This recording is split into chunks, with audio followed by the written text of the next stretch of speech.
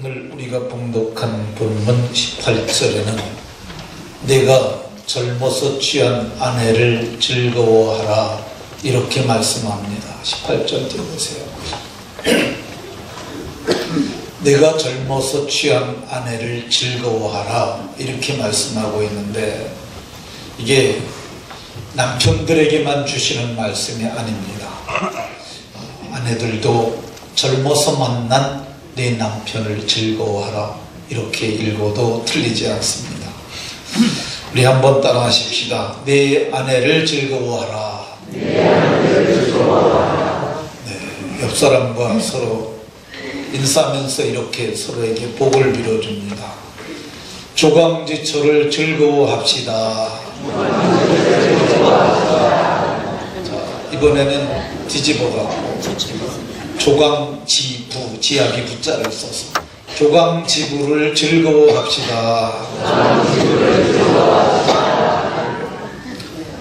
저와 여러분들 모두가 아내를 즐거워하심으로 행복한 가정들을 이루시고 경건한 자손을 얻는 복이 모두에게 있으시기를 예수님 이름으로 축원합니다.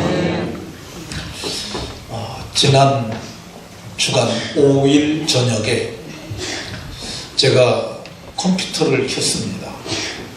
컴퓨터를 켰는데 거기 포털 뉴스에 안희정 성폭행 뭐 이런 기사가 떴어요. 그래서 이게 뭐야 그러고 너무 놀라서 그걸 클릭했더니 JTBC 뉴스룸으로 바로 연결이 되더라고요. 근데 그때 그 진행하는 앵커가 안희정 씨가 수개월에 걸쳐서 성폭행을 했고 그 폭행당한 여성이 지금 뉴스룸에 나와 있다고 얘기를 했습니다. 그 사람은 전직 그 수행비서였고 현재는 정무비서인 김지은이라고 이렇게 말했습니다. 너무너무 놀라운 뉴스라 제가 그거를 처음부터 끝까지 다 봤어요. 딱 열자마자 시작하니까. 근데 저 여자가 그 앵커도 얘기를 했어요. 이거 참으로 큰 뉴스이기 때문에 이게 만일 잘못되면 당신이 후폭풍을 만날 수 있습니다. 그래도 하겠느냐 뭐 등등 물어가면서 얘기를 했는데 저 여인이 그 참으로 그 긴장하면서 그 긴장 때문에 입술을 달달 떨어가면서 거기까지 오기까지 얼마나 힘들었던지 입술이 터지고 이게 빨간색으로 이렇게 뜯어진 부분을 제가 봤어요.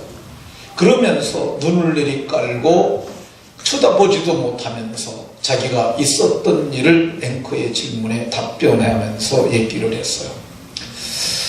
그것이 지난해 6월 달부터 시작됐는데 4번 성폭행 당했고 계속 성추행 당했다고 이렇게 얘기했어요.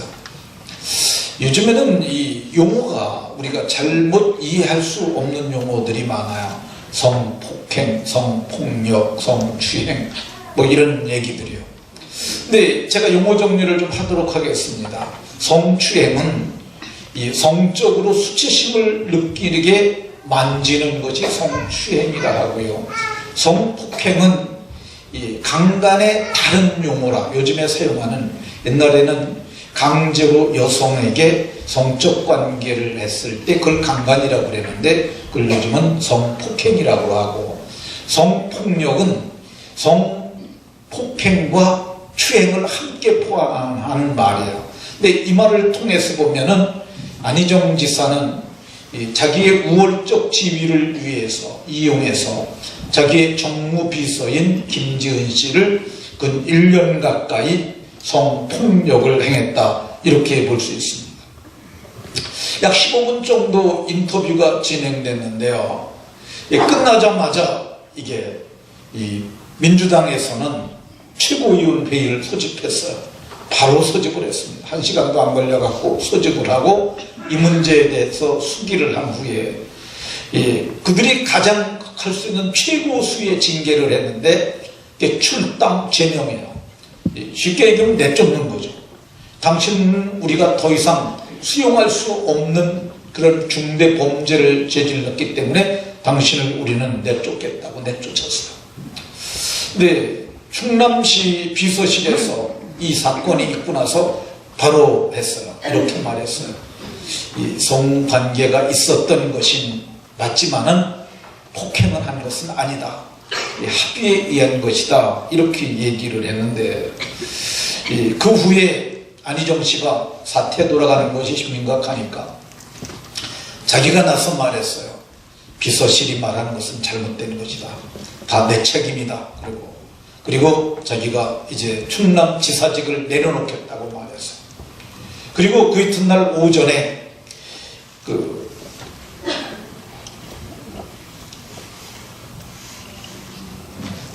팩시밀리를 통해서 사직서가 제출됐고 그 사직서가 그날 오전에 수리됨으로써 그 사람이 전자결제를 통해서 그 사람이 충남지사직을 내려놓게 되었어요. 지난해 대선 때 안희정 씨 정말 대단했습니다. 정말 그 젊은 사람이 나서서 좌우를 아우르는 발언도 하면서 폭넓은 정치인으로서 상당히 입지를 붙였어요. 문재인 전 대통령하고도 거의 각을 세우기도 했고 유력 대선 주자 민주당 이재명 씨를 포함했을 때 2등 했어요. 대단하지 않습니까? 근데 그 사람이 한 15분의 인터뷰로 말미암아서 한 방에 훅 가고 말았어요. 옛날에 어떤 정당에서 한 방에 훅 간다 그 말 써놨는데 정말 한 방에 훅 가고 말았어요. 어제는 민병두라고 하는 국회의원이 자기를 성추행했다고 어떤 한 여성이 얘기를 했어요. 10년 전에 노래방에 함께 갔는데 같이 브루스를 쳤는데 한참 추다가 보니까 그 사람이 자기를 끌어안고 입맞춤을 했고 그 여인의 표현으로는 입속으로 혀가 쑥 들어왔다고. 그리고 정신 차리고 보니까 남성의 지퍼가 내려가 있었다는 뭐 그런 얘기를 했어요.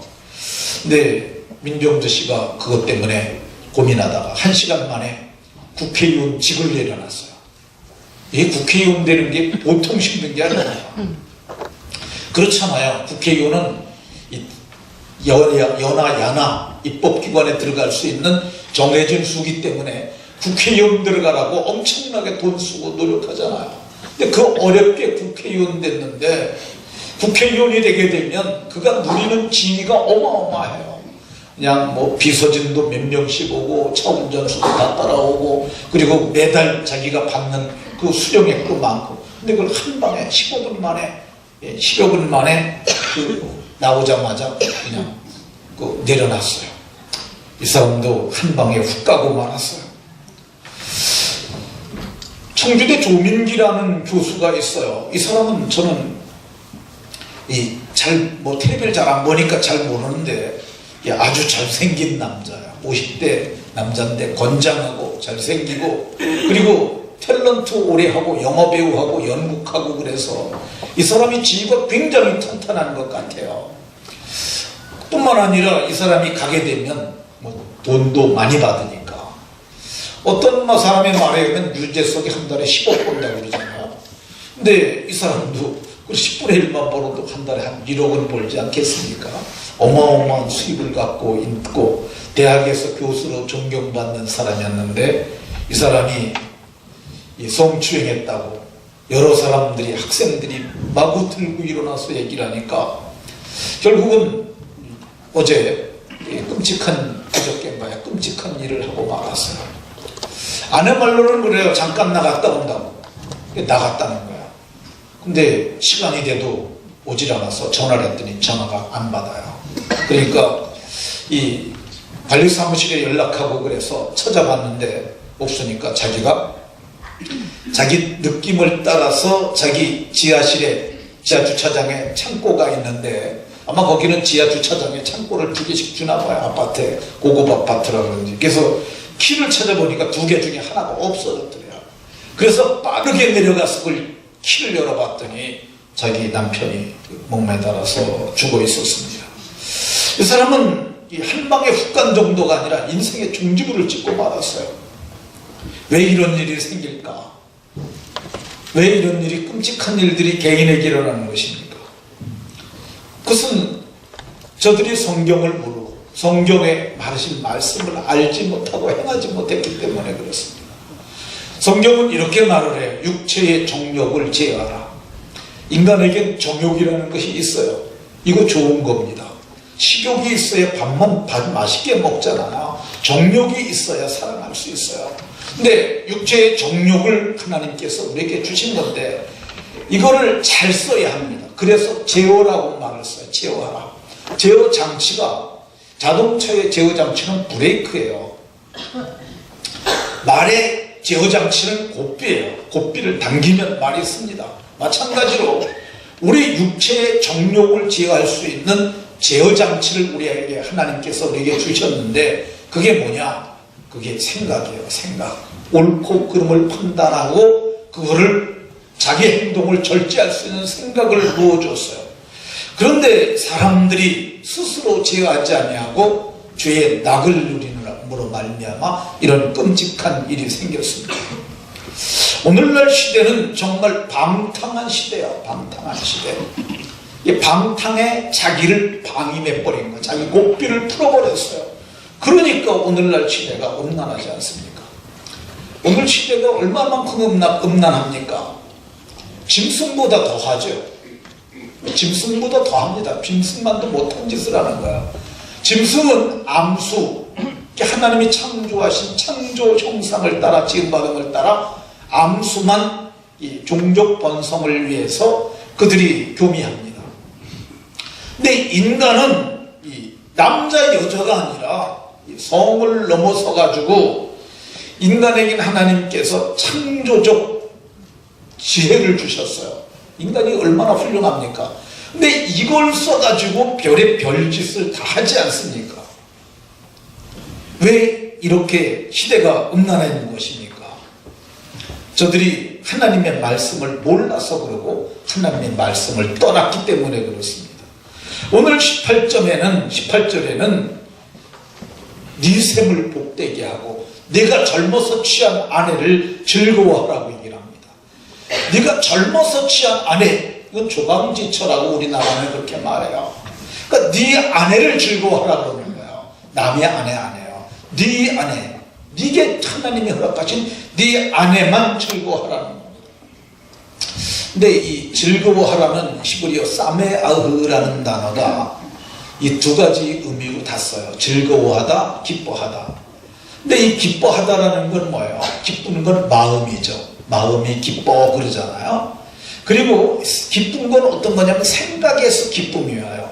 그래서 마음은 정서적인 거고 생각은 이성적인 거예요. 그러니까 이성적으로 정서적으로 기뻐하는 것, 아내를 볼 때 그렇게 기뻐하라는 거예요. 또 하나 즐거워한다고 하는 것은 즐기는 건 뭐예요? 몸이 즐기는 거야. 쾌락을 누리는 거야. 그래서 이게 몸과 마음이 전인적으로 전체적으로 행복해지는 것, 이거 아내를 통해서 얻을 수 있는 것이라는 거야. 그러니까 하나님이 딴 데서 하지 말고 가정이라는 울타리를 벗어나지 말고 네 아내와 남편이 가정의 최소단이에요. 네 아내를 즐거워하라고 이렇게 말하고 있습니다. 아내를 즐거워하지 않느냐, 아내를 즐거워하느냐, 이거는 그 사람이 행복하냐 행복하지 않느냐 이거를 결정짓는 분수령이라 할 수 있어요. 그러니까 아내를 즐거워하고 아내를 기뻐하게 되면 그 사람은 행복한 사람 됩니다. 반대로 마찬가지죠. 이 여자들도 남편을 즐거워하느냐 남편을 기뻐하느냐 하지 않느냐, 이것이 그 여인의 행복의 분수령이 될 수 있어요. 아내를 즐거워하지 않으면 어떻게 됩니까? 아내가 있는데 아내가 즐겁지 않아요. 그런데 정욕은 계속 일어나요. 갈증이 있는 거예요. 어떻게 하겠어요? 성경은 음료를 연모한다, 하게 된다, 이렇게 얘기를 해요. 그러니까 집에서 먹지 못하면 나가서 먹는 거예요. 잠언 7장에 보게 되면, 우리 5장 보고 있는데요, 7장에 보게 되면 지혜자가 한 젊은이 어리석은 자를 지켜본 것을 기록하고 있습니다. 그 젊은이가 어리석은 자인데 음녀의 골목을 갔어요. 근데 그 여자가 내가 너를 맞으려고 찾다가 오늘에서 너를 만났다고 얘기를 해요. 내 침상은 아주 좋은 고급 침상인데 애굽의 요, 애굽의 이불, 그리고 모략과 침향과 계피를 뚫어놔서 정말 아름다운 침상인데 우리가 아침까지 흡족하게 서로 사랑하자고 이렇게 말합니다. 근데 여기에 끌려갔어요. 이게 성경이 뭐냐면 아내를 즐거워하지 아니하니까 다른 사람들이 이 남편을 끌려가게 된다고 이렇게 얘기를 하고 있습니다. 아내를 즐거워하지 않는 사람들은 어떻게 되느냐? 이방 여인을 안게 된다고 얘기를 해요. 이방 여인. 20절에 보면 어찌하여 이방 계집의 가슴을 안겠느냐 그랬는데, 이 이방 여인은 어떤 여인들이냐면 창녀들이 이방 여인이야. 이게 원리적으로는 이스라엘에는 그 창녀가 없어요. 왜 그러냐면 하나님께서 네 딸들을 창녀가 되게 하지 말라고 이렇게 말씀하셨어요. 네 딸을 더럽혀서 창녀가 되게 하지 마라. 그럼 창녀가 어떻게 생겼느냐? 솔로몬이 이방 여인을 데려다가 자기의 후궁을 삼고 처첩을 삼습니다. 그래서 수백 명의 이방 여자들이 들어와요. 근데 그 여자가 왕궁에만 들어온 것들이 아니라 그들이 민간에게도 들어와 가지고 그들이 음행을 했어요. 그래서 성경을 보게 되면 이스라엘에 창녀가 생기게 됐다고 얘기를 합니다. 창녀를 통해서 음행을 하는 거야. 집에서 못하게 되면 창녀를 찾아가는 것, 이게 남자들의 행위들입니다. 워싱턴 포스트지라는 미국 신문이 있습니다. 우리나라에 지금 창녀가 공식적인 창녀는 없어요. 공창도 없는 것으로 알고 있고 사창도 없는 것 같아요. 그래서 공창가, 사창가 옛날에 그렇게 했는데, 지금 청량리 옛날에는 588번지라고 아주 유명한 데가 있었는데, 얼마 전에 우리 교회에서 말씀을 와서 전하셨던 김선종 목사님이 청량리 588에서 목회를 하세요. 그 바로 옆이라고 그러더라고요. 근데 뭐 거기도 새로 다 밀어서 건물 짓고 그런다 그러니까 다 없어진 것 같아요. 근데 그 사람들이 없어졌는데 이 워싱턴 포스트지는 뭐라고 얘기하냐면 한국에 50만 명의 매춘부가 있다고 얘기해요. 매춘은 성을 파는 거고요. 남자는 그러니까 매수하는 거죠. 그러니까 매춘이 있다는 얘기는 매수자가 있다는 거야. 모든 시장은 수요와 공급에 의해서 결정이 됩니다. 사는 사람이 없으면 파는 사람이 없어지는 거야. 근데 그게 다 어디로 갔을까? 어디로? 그 사람들이 옛날에는 사창이나 공창에서 팔았는데 이제는 그 사람들이 호텔방으로 들어가고 그리고 모텔로 가고 뭐 이런 데를 다 간 것으로 이렇게 생각이 되어집니다. 권호승이라는 MBC 기자가 우리나라 여러 가지 통계를 한번 MBC에서 발표를 했는데, 술집이 27만 9천 개, 약 28만 개가 있어요. 교회에 한 4배 정도 술집이 많은 거야. 숙박업소가 3만 800개. 2년 전 통계인데 3만 800개니까 3만 개만 쳐보세요. 그러면 숙박업소가 3만 개면은 그게 호텔 같은 경우는 900개씩 객지를 갖고 있지만 또 조그만 그 소규모의 숙박업소는 뭐 10개 정도 뭐 그렇게 가고 있겠죠. 그죠? 근데 그걸 평균으로 해서 20개만 쳐보자고요. 그럼 20개면은 남자 여자가 들어가니까 40명이 이 40명이 하루에 한 숙박업소에 숙박을 한다고 그러면은 3만 개면은 몇 명이요? 120만 명이잖아요. 120만. 그러니까 100만 명이 넘는 사람들이. 근데 이게 맞는 게 매춘하는 사람이 50만 명이니까 그래도 하루에 한 건이라도 해야 먹고 살 거 아니에요. 그러니까 그걸 직업으로 하는 거니까. 그러니까 100만 명이 맞고 불륜도 사실은 20만만 되겠어요. 그러니까 어마어마하게 많은 사람들이 이렇게 하는 것으로 생각이 되어집니다. 그래서 매춘 50만, 근데 남자 여자니까 합치니까 100만, 불륜 20만, 120만 하면 거진 비스름하게 맞는 것 같습니다. 제가 조금 더 정확한 통계를 위해서 우리나라 인구를 제가 말씀을 좀 드리겠습니다. 우리나라 1월달 인구 통계가 5,170만 좀 더 됩니다. 5천만만 잡죠. 5천만. 근데 이게 성비를 보게 되면 기가 막히게도 전국 통계가 1대1이에요. 남자나 여자나 숫자가 거의 비슷합니다.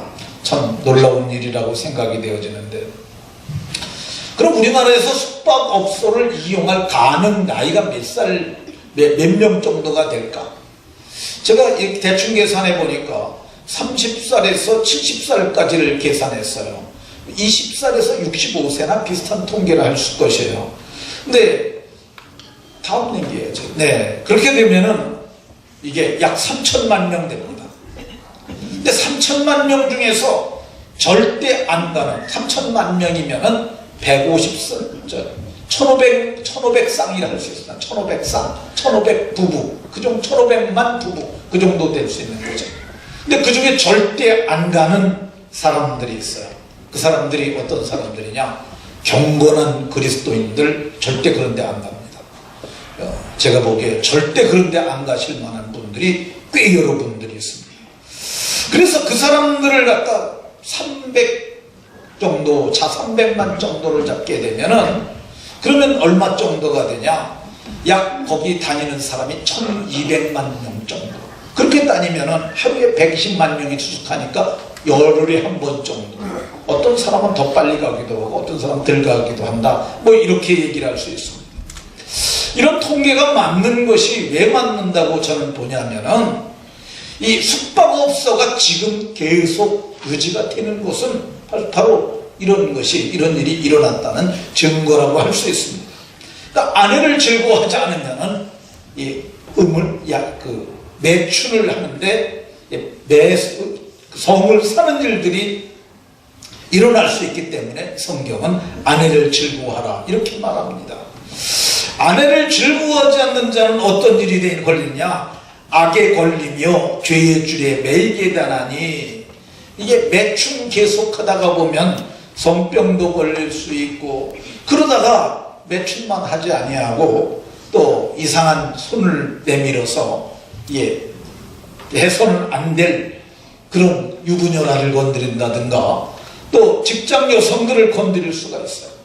근데 성경은 이렇게 음행하는 자를 뭐라 그러냐? 소가 도수장으로 끌려가는 것 같고 미려는 자가 벌을 받으려고 쇠사슬에 매이려가는 것과 같다 이렇게 말합니다. 지혜자가 봤을 때 그런 거야. 자기는 오늘 참 이쁜 여자 하나 낚았다고 뭐 그러면서 그렇게 좋아서 가겠지만은 이 지혜자가 보기에는 이건 소가 도살장 끌려가는 것과 방불한 짓을 하게 된다. 아내를 즐거워하지 않는 자는 어떻게 되느냐? 이 집이 미련해지게 되고 혼미하게 정신 못 차리는 거죠.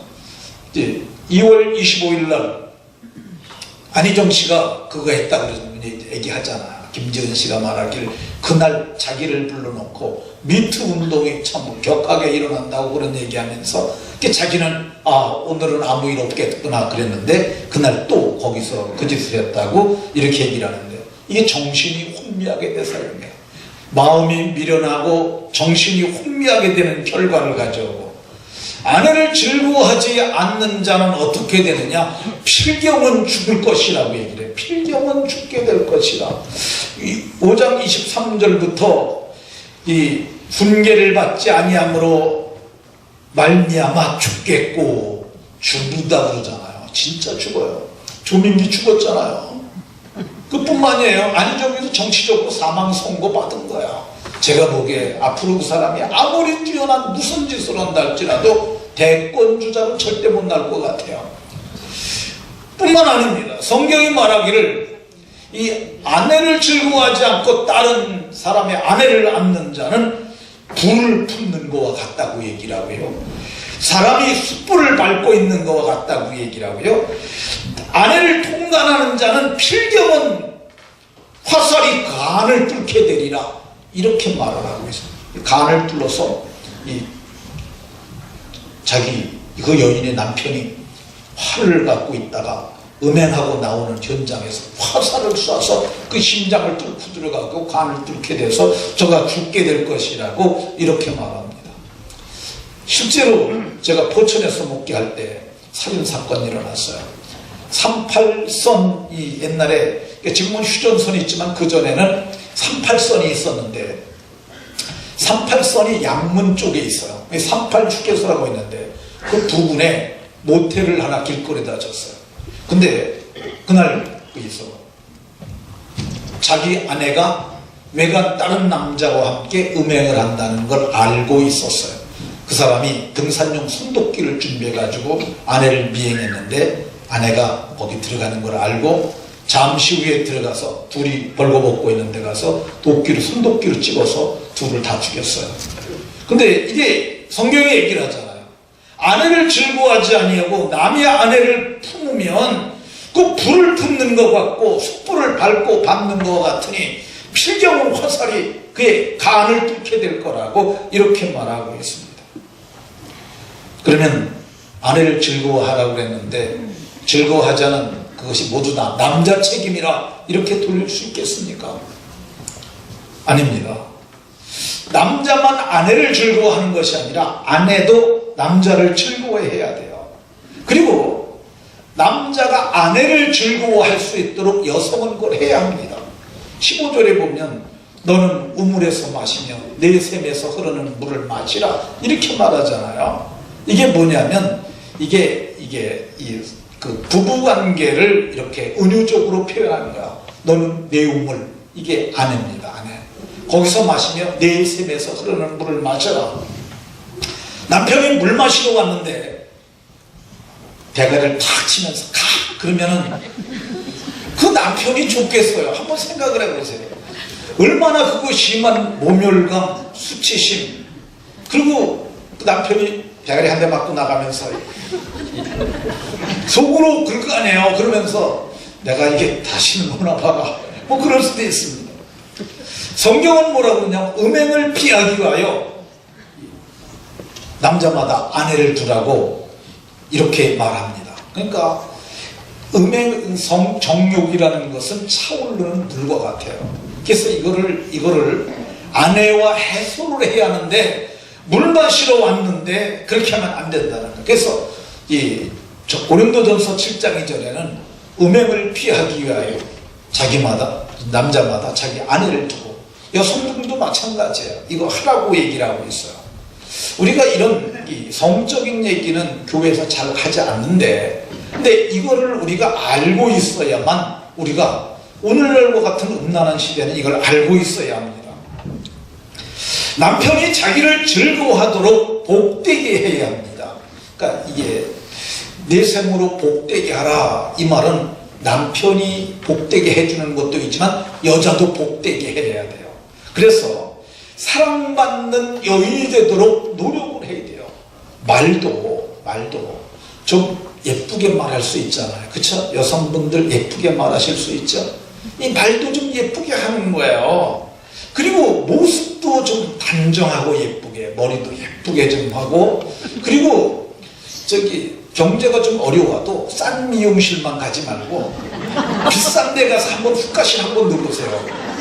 그리고 나서 그때 거기서 뭘 봐야 되느냐 하면 저 사람들이 뭘 해갖고 이렇게 멋있게 하나 그 기구를 보세요.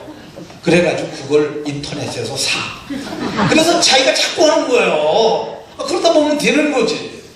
언어도 자기 남편이 자기를 좋아하도록 좀 좋은 말을 좀 하면 좋잖아요. 남편한테 돈도 못 벌어오는 게 그렇게 말을 하면 남자가 얼마나 그 수치심을 느끼고 모멸감을 느낍니까? 그러지 말고 수고했어요. 어서 오세요. 나는 당신이 너무 좋아요. 그럼 남자들이 얼마나 이게 기분이 흐뭇하고 만족하겠습니까? 성경은 이 남편이 자기를 즐거워하도록 자기의 몸매까지도 다듬으라고 얘기를 합니다.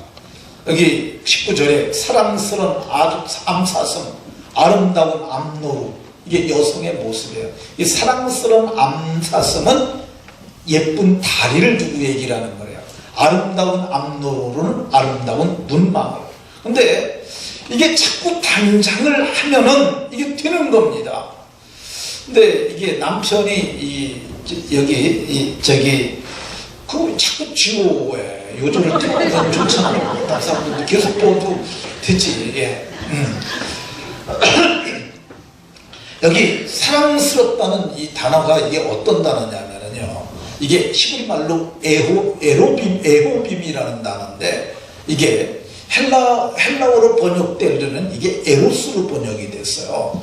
근데 이 사랑을 이 헬라어는 여러 가지로 구분하는데 이 에로스는 남자 여자의 육체적 성관계를 얘기를 할 때 주로 쓰는 거예요. 그래서 보면은 이 비디오물의 장르를 구분할 때 이게 어떤 물이냐, 이게 에로물 그러면 남자 여자가 이렇게 이런 것들이 많이 나오는 것인데 성경은 이 아름답고 사랑스럽게 자기를 단장하며 갖고 나가야 한다고 얘기를 하고 있습니다. 이 사진을 한번 보도록 하겠습니다. 이 사람은 이 가꾸면 가꿔지는 거예요. 이 여자가 이게 학생 때 모습인데 이 여자가 저렇게 이게 성경에 말하는 것처럼 이 사랑스러운 암사슴 같고 아름다운 암노루 같지 않습니까? 저게 되는 거예요. 이게 여러분들이 아유 나는 뭐 생긴 게 이렇게 생겨서 뭐 그렇게 하지 마시고 자학을 하지 마시고 돈을 좀 들이세요.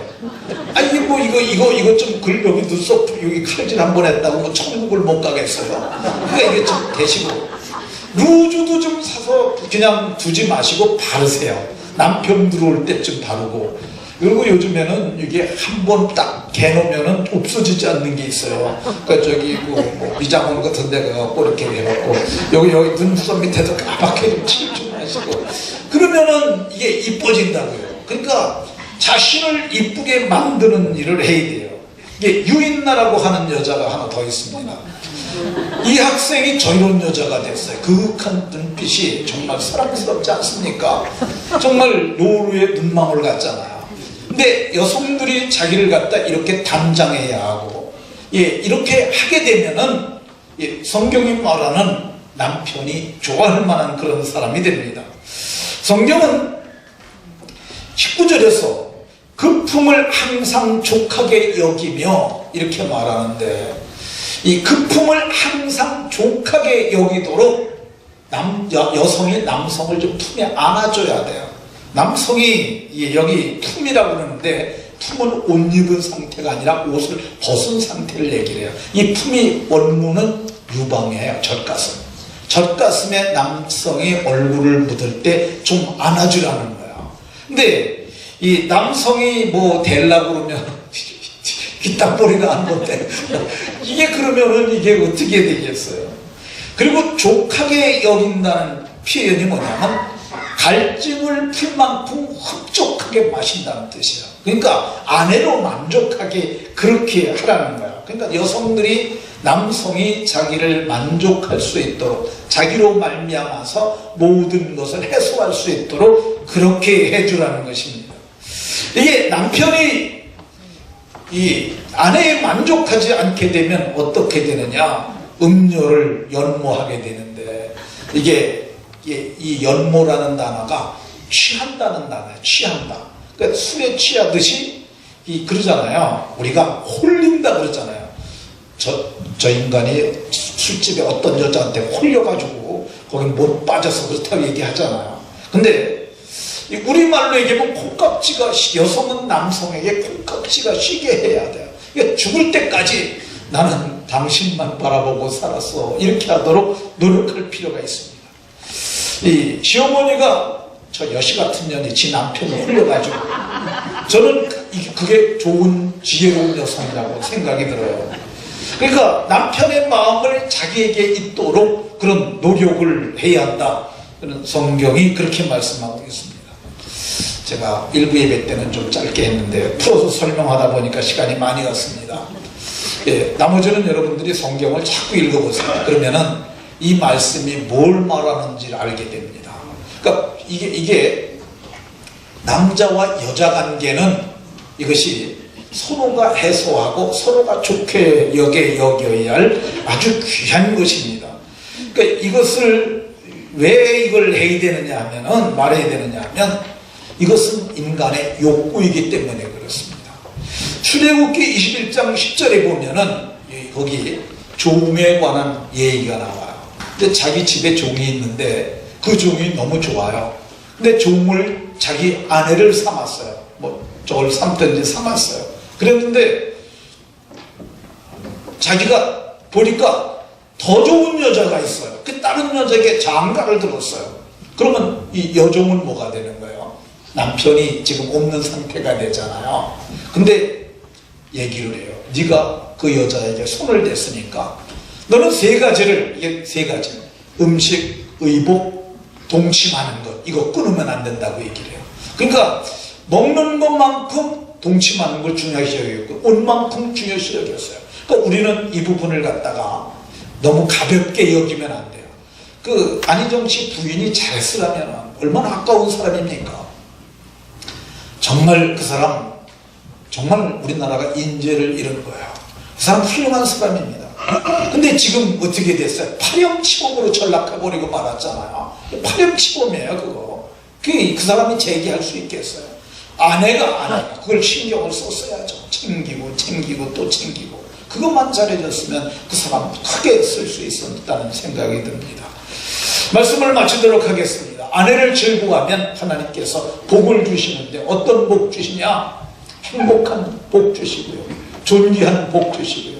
또 경건한 자손을 하나님께서 허락하신다고 말씀합니다.